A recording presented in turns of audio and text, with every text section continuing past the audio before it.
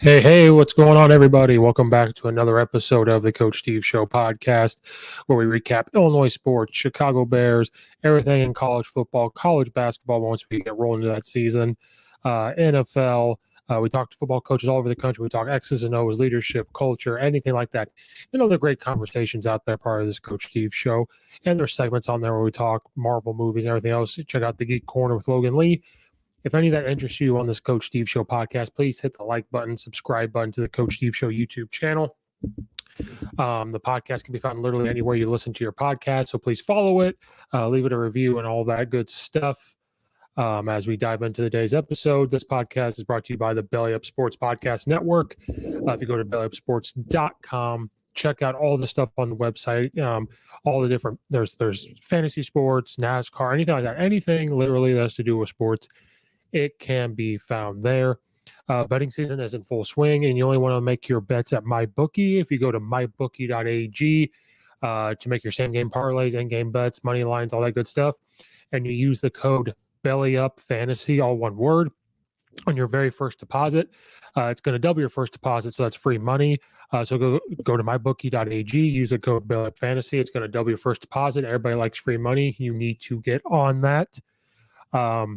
And I'd like to welcome a new sponsor to the podcast, Guardian Caps. It's been a product been around for a while. Do you have linemen? Are their helmets getting scuffed up during inside run periods? If so, there's only a way to protect those shells and reduce the repetitive blows to your guys are taken during the week. Guardian Caps can reduce all that impact 20 to 33%. Really focusing on those big guys in the trenches, and we need those big guys in the trenches. We are hitting nonstop, and we're taking a lot of blows. Now, it just protects their head. It's worn by 5 NFL teams and plus 200 colleges, plus way over 200 colleges like Alabama, University of Georgia, Oklahoma, Washington, Penn State, and much more. I can't even, over 200. I don't have time to tell you them all.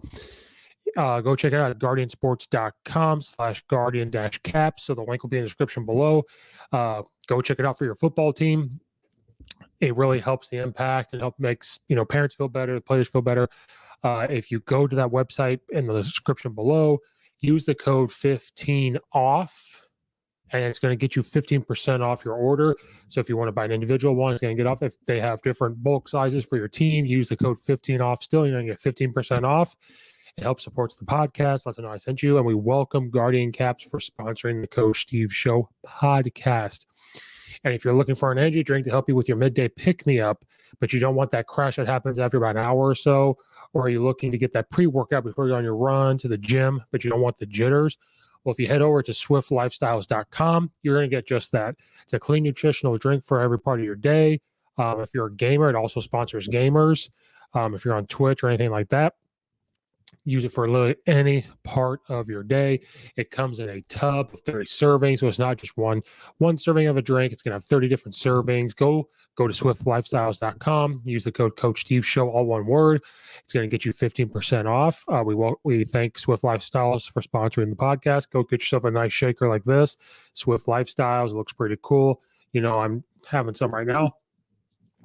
Get the bubblegum flavor. It tastes delicious. It tastes exactly like the old school bubblegum. It supports the podcast. Let them know I sent you. Please and thank you. Appreciate Swift Lifestyles sponsoring the podcast. So let's dive in. We had a crazy college football weekend. Now these podcasts are coming out later than usual. Life happens. Different things are going on. So we're going to dive in just a few topics, and then we'll continue to dive in. First one I want to talk about is Oklahoma and Baylor. Oklahoma was on the outside looking in of the college football playoff rankings at the time of this recording comes out. I do not know the college football rankings. I know they're probably going to stay the same with 1, Georgia, 2, Alabama, 3, Oregon, and 4, Ohio State. We don't know how the rest is going to shake out. You go check out it, not like the original rankings or they had last week. But Baylor coming in is a good team. They were coming in 7-2. Oklahoma was 8-0. Or 9-0, excuse me. They're outside looking in, number 8 in the nation. I believe they're number 8 or 9 in the college football rankings. Now, Coach Aranda is a defensive guru. He was the defensive coordinator at LSU when they did win the championship in 2019. And then he, took on this head job to get the program continuing to build up that was set there, and he has done a great job. Baylor is a good team. Some people did pick Oklahoma to lose this game. This was the game they were going to lose. So Baylor came in and just played really good defense. When you hold an Oklahoma Sooners team to 14 points, you played very good defense. And Baylor, was averaging, I believe, about 36 points a game. It's 36, 38, and they go out and score 27. But that doesn't matter. When you hold Oklahoma to scoring 7.0.7 points, then you score 17 in the fourth quarter, trusting your offense to do so. That is fantastic. There was craziness with Oklahoma. This probably, well, before I get ahead of myself, so Oklahoma comes in. Now, we had the Spencer Rattler deal where a couple of games ago they put in Williams to play over Spencer Rattler. Now, Williams comes in, doesn't play well. He was 9 of 18 for 142 yards and 2 touchdowns. So he wasn't playing well. Coach Lincoln Riley said, okay, I've seen enough. Brings in Spencer Rattler, who goes 4 of 6 for 36 yards, no touchdowns, QBR 15. And so, to me, I don't agree with when you take a quarterback out that was your starter. He was a Heisman Trophy runner in the beginning of the season. Now, I know I'm not a Spencer Rattler fan. He can play very, very good, but can also play very, very bad. Not the best quarterback out there that you want out there. He's going to run it. And so when Williams isn't playing well, instead of letting him play through it, I know you're trying to win. But when you make this decision, you weren't down by very much. I know he's a young freshman quarterback. You're trying to bring in Spencer Rattler to bring him back. I think you've already lost Spencer Rattler when you decide to bench him. Now, I agree with the benching. Again, I don't think he's the best quarterback that can make that, but you've kind of lost him. Now, Oklahoma, people, Lincoln Riley, for people that may or may not know, you should know, coach under Mike Leach at Texas Tech. So he learned the air raid concepts from Mike Leach, and then he went over and was the offensive coordinator at East Carolina.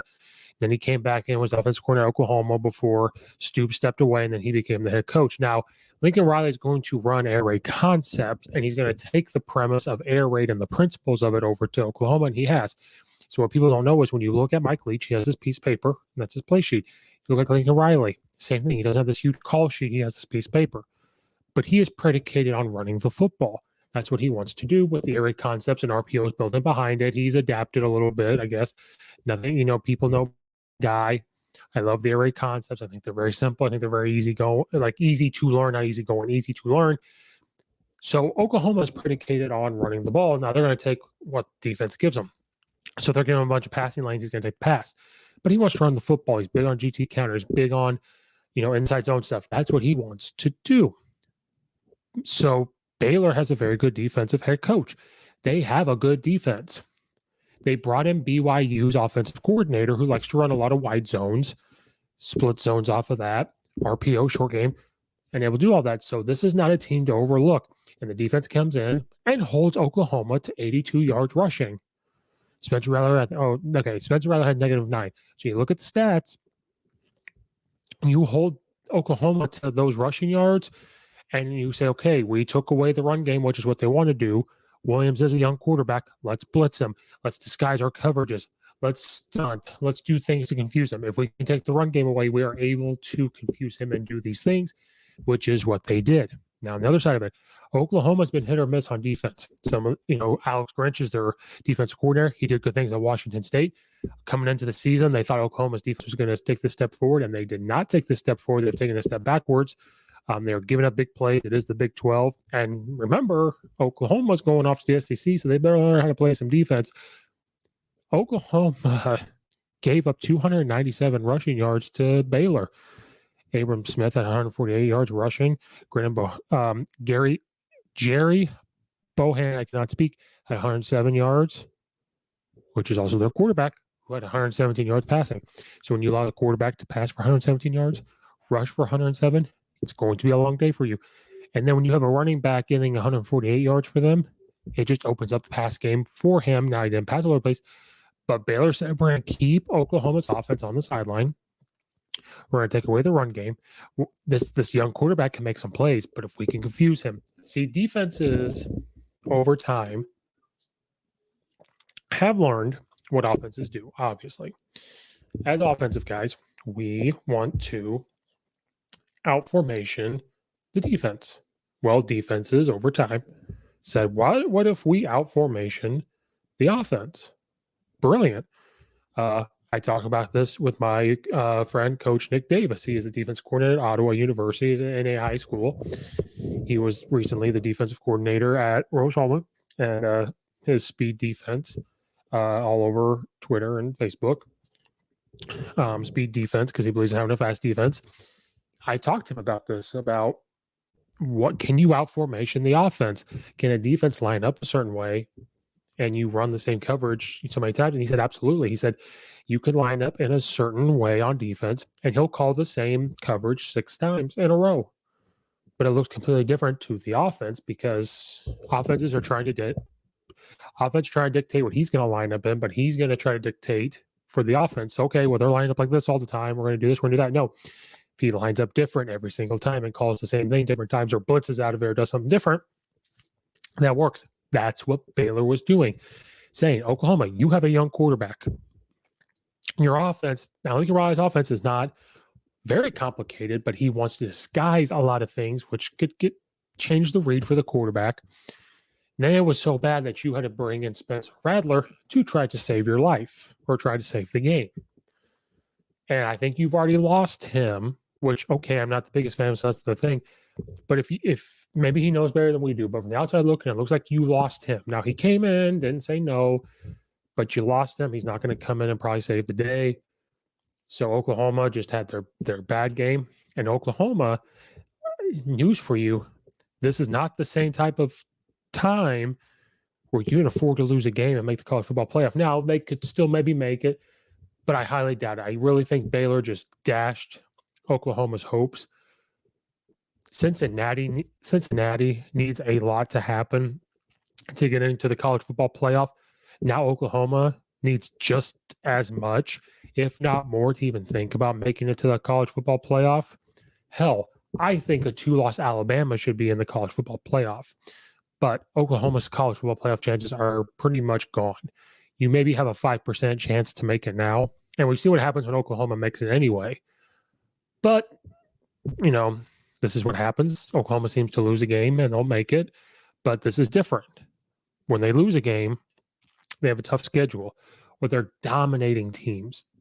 And that's what I am saying. Cincinnati has to come and dominate teams, not run the score up, but just dominate from the get-go. As soon as the coin flip is done, you have to dominate the other team. And Oklahoma has not done so in a consistent fashion, and neither had Cincinnati started the season doing that, but they have not. So the Cincinnati train on college football playoff needs to stop because they're just not completely dominating teams. They need a lot to happen. Oklahoma now needs a lot to happen.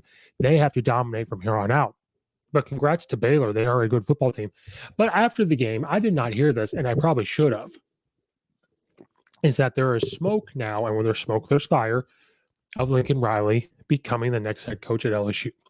Now, this I never even thought of, never even fathomed of Lincoln Riley going to LSU, because you heard Mario Cristobal from Oregon, his name thrown around.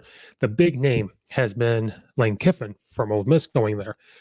Another name that's been talked about, that's kind of been put down now, was Jimbo Fisher. Now, I'm not a Jimbo Fisher fan. I don't think he should go to LSU, but that's been thrown around. So I really thought it was going to come down to Cristobal, Lane Kiffin, huge name for that job.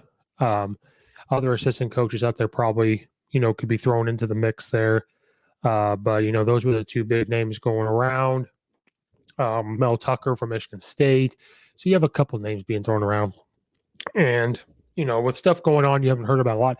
Well, then I saw, I believe it was the J-Boy show put on there, and that was the first time I really saw anything about it, was Lincoln Riley's name being thrown around. And so now let's talk about that for a second. Lincoln Riley going to LSU. Now, it sounds good. I think that sounds really good, but I think Lincoln Riley likes Oklahoma. I think he really likes coaching there. But here's the big kicker. Oklahoma and Lincoln Riley made the big push to go to the SEC. And that's going to happen. Now, they're claiming it's going to happen years from now, but I could see within 2 years, Oklahoma and Texas finding a way to start being the SEC now instead of 5 years down the road, 8 years down the road. They'll find a way. So this is a big deal. First of all, let's just talk about outside of that. If Lincoln Riley goes to LSU, that does solve an offensive problem that's going on right now at LSU. Now they're not healthy. So again, we all know my feelings on Ed Ogeron and LSU, but they're not healthy. But Lincoln Riley coming in is going to solve the offensive problem.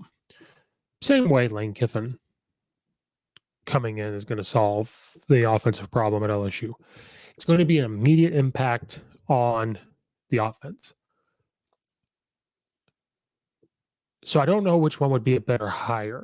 Now, there's debates or there's arguments to be made that Lincoln Riley may be a better hire than Lane Kiffin, only because of the track record. And what I mean by this is Lane Kiffin is a fantastic football coach. He is a very great offensive mind. He is a great recruiter. But the track record is he's not at a place that long as a head coach. Now, he got into head coaching very, very young. I think now you could make the case that if he goes to a place, I think he should stay at Ole Miss and build that up. But let's say he goes to an LSU. I think if Lane Kiffin went to an LSU, he's going to try to be there for the long haul and try to build an LSU program up to be Alabama. What Nick Saban was started at LSU is now doing in Alabama. Well, Steve, he hasn't been in a place very long. Look, he had a bad run going to run in, with Tennessee and USC and all that crap. Then he went to Alabama, went to the church of Nick Saban, was a born-again football coach, was a born-again recruiter and all that stuff, and went to FAU. Now, he wanted FAU and brought that program up, but that's not a place he was not the caliber of a coach of a Lane Kiffin's going to stay. So him leaving FAU was not for Atlantic is not something that shocked anybody. So I think if you were to hire him, he would stay at LSU for the long haul. But for right now, as the track record goes, Lincoln Riley has been at Oklahoma for a while. So I think if you bring him in, it's going to be, hey, you're going to get a great recruiter in Lincoln Riley. You're going to get a great offensive play caller, great offensive mind. He's been able to sustain that program in Oklahoma. And now you're going to bring those type of coaching staff, the type of coach and everything into Louisiana that gets a lot of great football players. Going to be able to recruit there.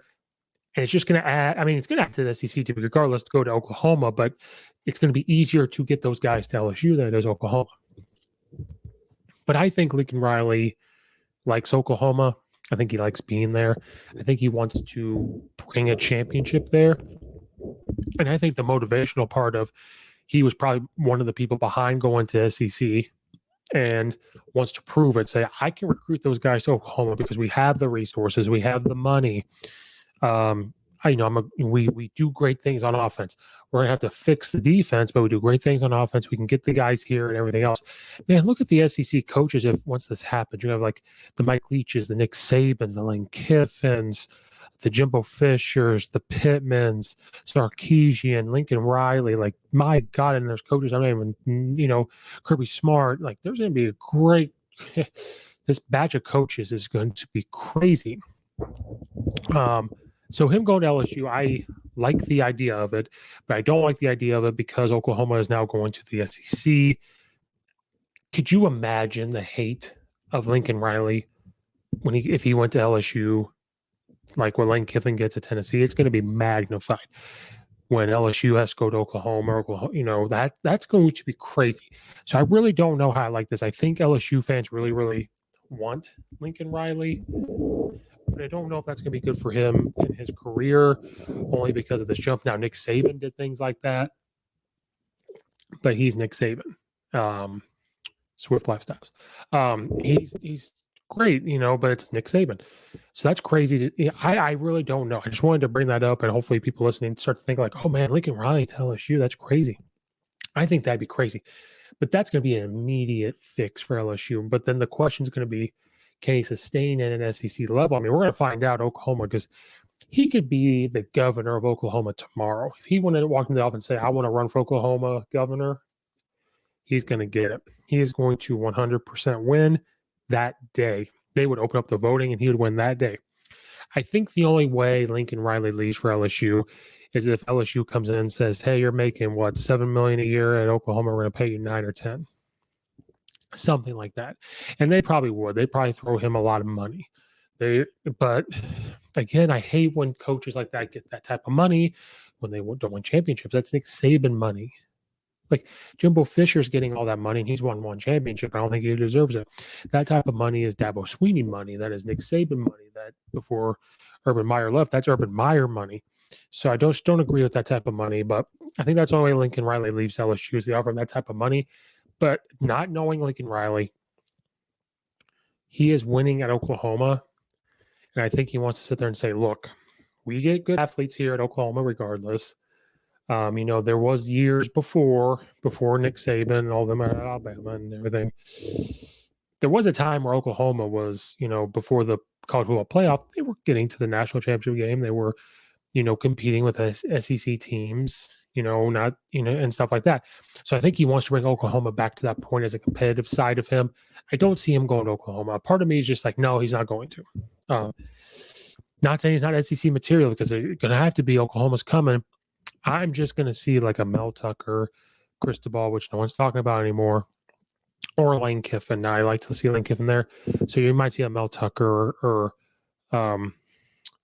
someone else like that, Cristobal coming back to the SEC. I think Lincoln Riley probably should stay at Oklahoma and try to do there. Now, I think it would be great if Oklahoma just wasn't going to the SEC. If they weren't going to the SEC, yeah. If they went after him and offered, say, we're going to give you $9 million a year, you're going to have these facilities, you're going to have on this limited resources and everything else, great. I just don't know. Like, he came out and said, we all know my feelings on this. So I think he's trying to put the fact out that he wants to stay at Oklahoma. And if you're Oklahoma, now you're probably like, man, we probably got to pay him and try to keep him because you're only losing a game or two a year. Tops, you're competing to get to the college football playoff. I think they're going to expand the college football playoff, so it's going to be different next year or the year after. Hopefully, it's next year. But that's pretty interesting to hear about Lincoln Riley going to LSU. That's not something I heard, but crazy times we're living in, and it'd be crazy to see if he did go to LSU. LSU would be a dangerous team, even though I'm a Ned Odron guy. Just offensively, they would be fantastic. The next thing to talk about, because we're going to talk about, we're on this trail of coaches. We'll go on this trail of a coaching carousel. The biggest upset to me this weekend was Texas Longhorns versus the Kansas Jayhawks. Kansas beats Texas 57-56 in overtime. I'm going to say that again. We're talking about the Kansas Jayhawks and the Texas Longhorns football game, not basketball, football, 57-56. Kansas scores 14 in the first quarter. Texas scores none. Kansas scores 21 in the second, 14, and Texas 14 in the second. And Texas scores 21 in the third and 14 in the fourth. 7 and 7 in the third and the fourth for Kansas. And then Kansas scores 8 in overtime, and Texas scores 7. Now, when I saw this pop up on my phone saying that this happened, I said, there's no way. Like at the time where Kansas was winning, you have to watch it. First of all, kudos and congratulations to Kansas. Because Kansas has been is a dumpster fire football program since 2006, 7, and 8, I think. I don't think Kansas has won a Big 12 game, or maybe on the road or something, since 2008. I mean, it was going to happen at some point. And no matter who it happened to, that team was going to get criticized unless Kansas was just coming in that year on a roll. They're trying to change everything up, new coaching staff. They're dealing with the NCAA investigations with Les Miles and all that stuff. Texas has Coach Sarkisian come in. He had a dumpster fire for Texas. They're winning 6-7 games a year. They're not doing the Kansas or the Texas, status, which again, Texas is a brand name. They have the money, but they are those type of program of fans that thinks we want a championship every other year. And, I've had those talks about those type of fans, like Michigan fans and Notre Dame fans. Texas fans are kind of the same thing. But Texas has got they've got Nick Saban money. They have the resources. It's Texas. You should be able to recruit and get all these athletes from Texas. So Sarkisian, coming off of being offensive coordinator for Nick Saban, Alabama, won some championships, is coming in to help take over. And they've been up and down. It's been a roller coaster. They've been able to score points. They've been able to stop people. They've been able to compete a little bit or whatever. It's just been a roller coaster. They've been really, really bad or been okay. It's his first year. He's dealing with, there's been a lot of turmoil in that locker room with, the old coach and the old staff and everything else. And it's about culture building. It's hard to come in and just X's and O's to do that. It's the type of coach. So, kudos to Kansas. They came out and played tough. They played free. Texas has no defense. If you have no defense offense, you're scoring points, and that's fantastic, but you don't got a defense. So the game itself, Texas just had no interest in playing. Those players have no interest in playing. There's something going on in that locker room, because then there's reports or a video, I can't remember, of Texas, them laughing after the game. Now, if you're laughing after a game, that happens in high school. Okay. I've coached high school for 13 years. Now, when we lost as players, we did not laugh on the bus no matter what. We were silent.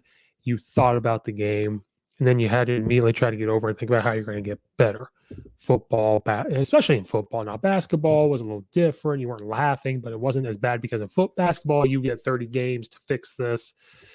Football, you have to earn your way in Illinois anyway to the playoffs. But as a coach, you just don't like to lose. As a player, you don't like, and basketball, you don't like to lose either. Man, those bus rides were silent. You're not laughing. I've heard how some college coaches' buses or college buses teams, if there is talk, it's about the game. It's about the next game. But if it's true that you're laughing, I'm Sarkisian, man. I would have pulled the bus over. I would have grabbed them, done a Friday Night Lights off the TV show, made them run up and down this hill in the mud and the rain. Sarkisian's got to put his foot down, and that's enough of that crap.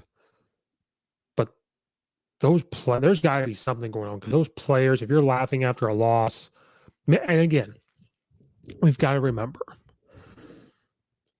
he's dealing with players that are recruited by Herman.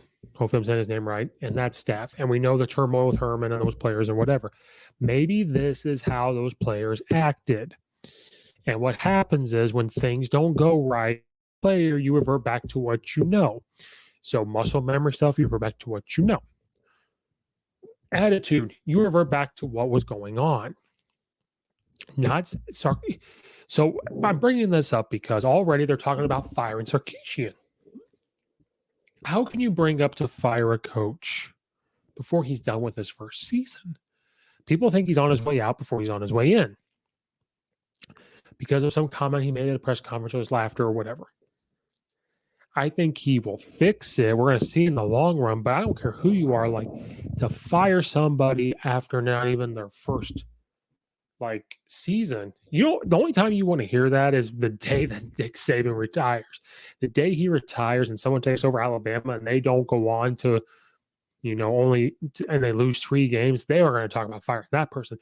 But Texas, you are not the Texas team from the Vince Young times. You're not winning championships every 2 or 3 years. You haven't won a championship in a while. You haven't competed for a championship in so long. So let's just get that out of the way right now. Get that out of your head. You are not this program that's,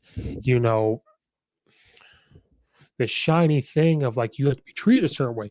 Sarkisian's coming into a crap situation. All the reports, all the turmoil in the locker room. Okay. So right now Sarkisian is in a point where he's got to trim the fat. And what I mean by that is, if players are that way in the locker room, he's got to either just cut them, get rid of them, get his type of players in there, because these are not the type of players he probably wanted to recruit. And he probably knows that from being at Alabama and the way they recruit. They probably know exactly who every person on that Texas team is. So right now he's got a bad nucleus of players. And when things don't go right, you revert back to what you know, muscle memory wise, attitude wise, and how things were before. So I have a feeling that what is going on right now is exactly what was going on before he showed up. So to you guys that want him fired, you need to take a step back and realize, one, It's not even done with his first year. It's a culture building. Culture building takes a minute. It takes a minute. Okay. Coming from a coach here who's talking to you, whoever's listening, who has seen a bit of part of culture building and seen first off what it takes. And I come in after they've started, seeing how long it took them to rebuild that culture. And the school right now trying to rebuild the culture, going through the same stuff. Culture building takes a minute. It takes a hot minute. So you guys that want him fired need to take a step back and realize, well, one, could you do it yourself? Two, it takes a minute. Now, if this goes on, if the exact same type of crap, not necessarily with that on the scoreboard, you just got to fix your defense. Texas, I think, can move the ball and score because Sarkisian can dial it up, but the best of them, it's their defense. They need a freaking defense to stop people. And they've got to go compete and recruit. So we're going to see. But now, if this type of crap and attitude is happening from the players in the program next year and the year after, or going into that third year, yeah, then you need to start questioning and going, But culture building takes some, especially from where you come from. Now, there's some programs out there, just because they're not winning, doesn't mean there's some type of culture not there, or those type of things weren't happening with Herman and the old coach. Like, you don't have those with every type of program. So people need to take a step back and realize culture building takes a minute. Okay. Now, some people think he should already have things going. He has this pressure kind of on him because he was in the NFL. He coached with Nick Saban. He's seen the culture. Well, yeah, Nick Saban did it because he was a longer tenure coach. And Sarkisian has been a head coach before, like a Michigan State and LSU. Got that turnaround. So when he comes to Alabama, being friends with Bill Belichick and all that, he's able to do it a little quicker. And depends on what type of situation the program's in. So you guys that want, Sarkisian fired, take a step back and realize, number one, it's not going to help the program get where it needs to go, because you're not going to go hire Dabo Swinney. You're not going to go hire Nick Saban. You're not going to get Lincoln Riley to go to Texas. You have to allow him to try to build this culture, because culture building comes before the X's and O's can figure itself out. But you get the culture, and the culture goes no matter what X's and O you have, no matter what defense you have, you got to do it. So right now he's got to trim the fat. He's got a bad nucleus of players going on. He's got to get the right combination. That's going to happen through recruiting, the transfer portal, all that stuff. We're going to see if he can do it. I'm not saying he can or can't. I think he can. And the offensive stuff will be there and everything else. Flashes of it, but again, the human nature is when things go bad and you don't know any other way, you're going to go back to what you know and what you do and all that stuff. And I think that's what's happening with these players. This is the type of stuff that probably just happened in the locker room, and the coaching staff before him allowed this stuff to happen. So everyone take a step back, take a breather, let them figure it out. Do not fire a coach before the year's over or during his first year, because that's not going to get you where you need to go. So just allow him to try to build this up, do all that stuff. Just let him do his thing, man. Before we take off, I just wanted to give another shout out here. This podcast and all that was also brought to you by Coach Stone Football. Coach Stone and his Back to the Basics books and drills. You go to CoachStoneFootball.com, check out all of his books, his football drills. If you're a football coach like me and you're trying to get back, you're getting into your offseason, you're trying to get back and looking at drills, game planning, and everything else, he's got everything. His first book is over 500 pages of drills. If you get this book, actually all these books, you're never going to need another drill again. You're never going to need anything else. So go to CoachStoneFootball.com, check out all of his books and football drills, game planning, and much, much more. You're never going to need another drill again. Thanks, Coach Stone, for being part of this podcast. I just wanted to end it with that. Thanks, everybody, so much for listening. Go check out all the affiliates in the description below. Like, subscribe, follow it, give it a rating, be a friend, tell a friend, all that good stuff. Check out the episodes of all the other podcasts. On here, check everything out. Check out the Sports Podcast Network and all that good stuff. Hopefully we got some things coming down the pipe that we're going to continue. Again, welcome to Guardian Caps for being a sponsor of the Coach Steve Show podcast. We welcome them so much. And maybe like Lincoln Riley at Oklahoma going to LSU, maybe like Lincoln Riley, we are gone.